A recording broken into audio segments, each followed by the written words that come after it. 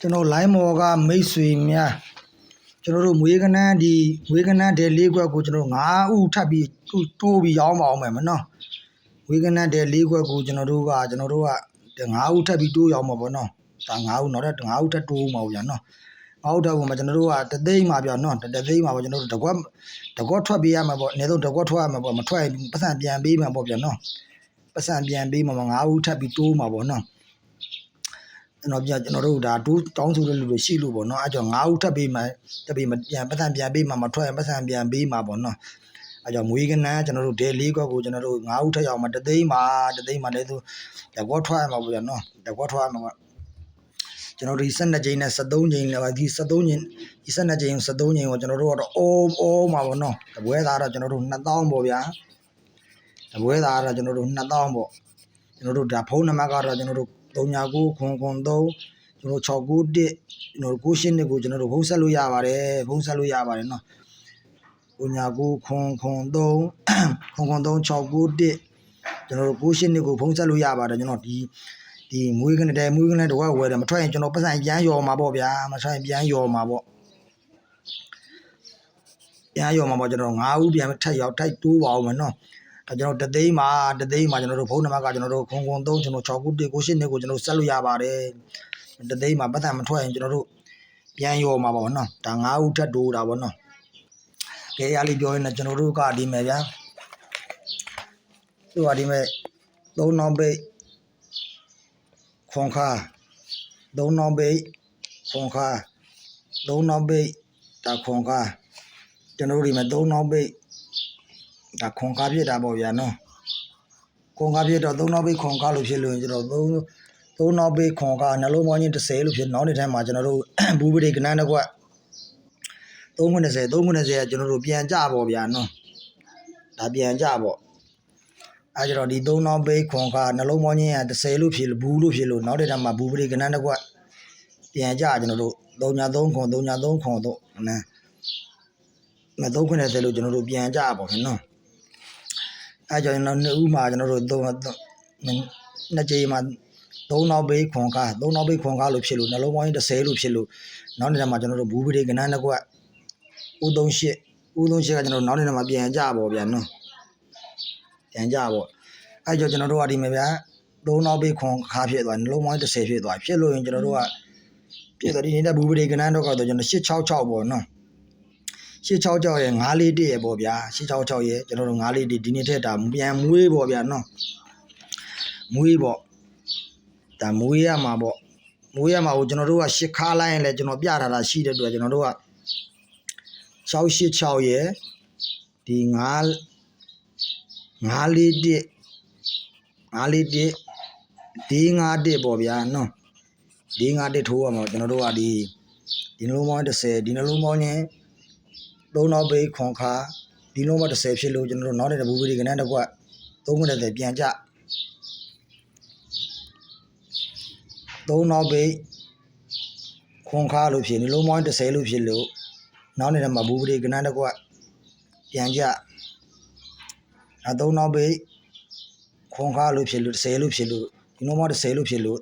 3နောက်ပိတ်ခွန်ခါနှလုံးပေါင်း30လို့ဖြစ်လို့ဘူးပရိကနန်းတစ်ခွက်38ပြန်ကြအဲကြတော့ကျွန်တော်တို့နှလုံး3နောက်ပိတ်ခွန်ခါလို့ဖြစ်နှလုံးပေါင်း30လို့ဖြစ်လို့3နောက်ပိတ်ခွန်ခါလို့ဖြစ်နောက်နေတဲ့မှာဘူးပရိကနန်း866ရဲ့ကျွန်တော်တို့514ပေါ့နော်ဒီနှစ်ကွက်ပေါ့ဗျာ866ရဲ့514ကိုအဲကြောင့်ကျွန်တော်တို့က866က686 541 451လို့ကျွန်တော်တို့ကြိုက်တာပေါ့ဗျာနော်ဒီနေ့က451 541ကိုကြိုက်တာပေါ့ကြိုက်တာဘာလို့ကြိုက်တာလဲဆိုတော့ကျွန်တော်တို့ကဒီနှလုံးပေါင်းချင်း1ဗျဒီနှလုံးပေါင်းချင်းကကျွန်တော်တို့2ဗျအဲကြောင့်ဒီနှလုံးပေါင်းချင်းကကျွန်တော်တို့3ဗျအဲကြောင့်ဒီနှလုံးပေါင်းချင်းကကျွန်တော်တို့4ဗျာနော်အဲကြောင့်ဒီနှလုံးပေါင်းချင်း5ဆိုတော့ကျွန်တော်တို့က1နောက်ပိတ်ပေါ့ဗျာနော်ဒီ1ကကျွန်တော်တို့နောက်ပိတ်မှာပေါ့နှလုံးပေါင်းချင်း9နဲ့2နဲ့ပေါင်း1 9နဲ့3နဲ့ပေါင်းတော့2 3ညနဲ့3နဲ့ပေါင်းတော့3 2နဲ့2နဲ့ပေါင်းတော့4ဒီက5ပြအောင်ဆိုတော့ဒီမှာ4နောက်ပိတ်ဆိုတော့1နောက်ပိတ်ပေါ့ဗျာနော်5ပေါ့နှလုံးပေါင်းချင်း1နှလုံးပေါင်းချင်း2နှလုံးပေါင်းချင်း3နှလုံးပေါင်းချင်း4နှလုံးပေါင်းချင်း5 1နောက်ပိတ်ဆိုတော့အဲ့1နောက်ပိတ်မလို့ကျွန်တော်တို့က ဒီ451နဲ့541ပေါ့နော်ဘာလို့အိုက်ကနန်းလေးထပ်ပြီးပြပေးရတော့ဆိုတော့ကျွန်တော်တို့ကဒီကောင်လည်းရှိတယ်ဗျာနော်ဒီ86 6ခုနှစ်တိုင်းမှာတခုသောခွန်ခါရဲ့တပင်ကျော်မှာဒီတပင်ကိုကျော်လိုက်ရှေးပေါင်းချင်း9နဲ့ရိုက်ပေးရမှာနော်တခုသောခွန်ခါတပင်ကျော်ရှေးပေါင်းချင်း9နဲ့ရိုက်ပေးရမှာအဲကြောင့်96ပြီး86ဒီမဲ့တခုသောခွန်ခါတပင်ကျော်ရှေးပေါင်းချင်း9နဲ့ရိုက်ပေးရမှာနော်ရှေးပေါင်းချင်း9နဲ့ရိုက်ပေးမှာအဲကြောင့်96 86 96တခုသောခွန်ခါဒီမဲ့တခုသောခွန်ခါတပင်ကျော်ကျွန်တော်တို့ရှေးပေါင်းချင်း9နဲ့ရိုက်ပေးရမှာနော်အဲကြောင့်96 86 96 2006တခုသောခွန်ခါဒီမဲ့ခွန်ခါတပင်ကျော်လိုက်ရှေးပေါင်းချင်း9နဲ့ရိုက်ပေးရမှာနော်အဲကြောင့်2016တခုသောခွန်ခါနော်တပင်ကျော်လိုက်ရှေးပေါင်းချင်း9နဲ့ရိုက်ပေးရမှာနော်အဲကြောင့်2026ကဒီမဲ့ဗျခွန်ခါတပင်ကျော်ရှေးပေါင်းချင်း9မလာဘူးဒီမဲ့ခွန်ခါတပင်ကျော်ရှေးပေါင်းချင်း9မလာဘူးအဲကြောင့်ဒီမဲ့ခွန်ခါသွားပြီးခွန်90ဆိုခွန်ခါဆိုတော့ကျွန်တော်တို့တပင်ကျော်ရှေးပေါင်းချင်း9ပေါ့ဗျာနော်အဲကြောင့်ရှေးပေါင်းချင်း9ဆိုရင်ကျွန်တော်တို့က451ရဲ့541ရဲ့451ရဲ့ဒီနှစ်ကွက်ရမှာပေါ့နော်အဲကြောင့်ဒီ686ရဲ့541ရဲ့451ရဲ့ဒီသုံးကွက်ပေါ့နော်ဒီဘက်ထိုးခြင်းပေါ့12ကြိမ်ပေါ့ဗျာနော်12ကြိမ်ရှေးပေါင်းချင်း9လည်းရှိလို့ပေါ့နော်အဲ့ဒီမှာကျွန်တော်တို့ကနောက်တစ်ခွက်ကကျွန်တော်တို့ကဒီမဲ့နှစ်ပိတ်မှာ5ကြိမ်မှာကျွန်တော်တို့5ထိပ်လို့ဖြစ်တာတကက်5ကြိမ်မှာ5ထိပ်လို့ဖြစ်တယ်2ကက်5ကြိမ်မှာ5ထိပ်လို့3ကက်5ကြိမ်မှာ5ထိပ်လို့ဖြစ်တော့4ကက်5ကြိမ်မှာ5ထိပ်လို့ဖြစ်တာ5ကက်